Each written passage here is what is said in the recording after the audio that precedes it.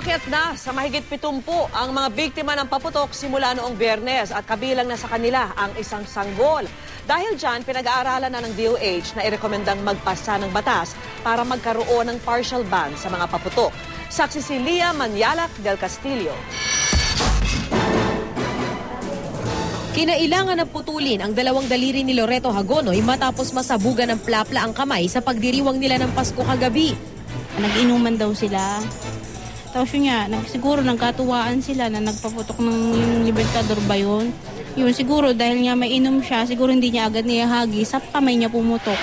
Isa lang si Loreto sa 71 biktima ng paputok na naitala ng Department of Health mula nitong Biyernes hanggang kaninang alas 6 ng umaga.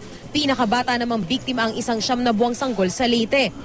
Iniimbestigahan pa namin kasi ayon sa paunang ulat, yung baby ay nasa loob ng bahay at may gumamit ng pikulo. So hindi malinaw yung pikulo ba ay galing sa labas o yung pikulo ay aksidenteng sumabog sa loob ng bahay. Kaya pinag-iisipan ng irekomenda ng Health Department ang pagpasa ng batas para magkaroon ng partial ban sa mga paputok o firecrackers kasama na ang ilang kasalukuyang legal. Hindi naman planong isama sa mungkahi ang fireworks o pailaw pero hanggat maari ay gawin na lang daw itong pangkomunidad.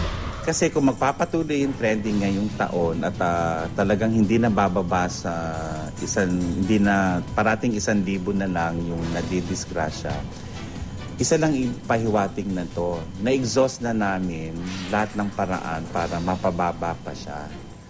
Kasi makikita nyo, meron na kaming scare tactics. Nang-gangnam na kami.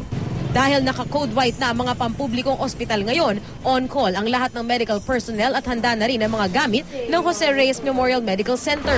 Ito yung manual drill. Nalagay namin to.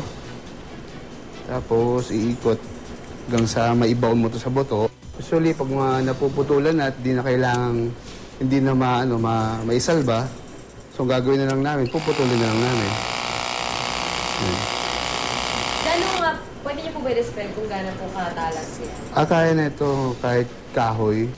Noong nakaraang taon, kabilang sa isinugod sa Jose Reyes ng Danilo na aksidenteng nakatapak ng sinindihang Goodbye Philippines. Ngayon, paika-ika siyang maglakad gamit ang artificial leg na ipinamalit sa pinutol niyang binti. Kaya naman tila kabalinto na ang matapos matanggal sa pagiging construction worker dahil sa disgrasya sa Goodbye Philippines sa paggawa ng paputok sa Bukawi siya ngayon nabubuhay. Hindi ka natatakot na baka madisgrasya ka dyan sa quick? Natatakot din po. Kasi yan po, wala po talagang wala po talagang, pero ngayon ko lang po nagawa to. Pero wala po talaga wala pong ganito, wala po akong trabaho. Bukod sa kampanya kontra paputok, tinututukan din ng gobyerno ang mga stray bullet injury. Katunayan, nagsimula ng mag-tape ng mga armas ng mga pulis. Sa ngayon, isang taga Cagayan de Oro City na ang nabibiktima ng ligaw na bala ayon sa Department of Health. Ako si Lia Manyalak del Castillo, ang inyong saksi.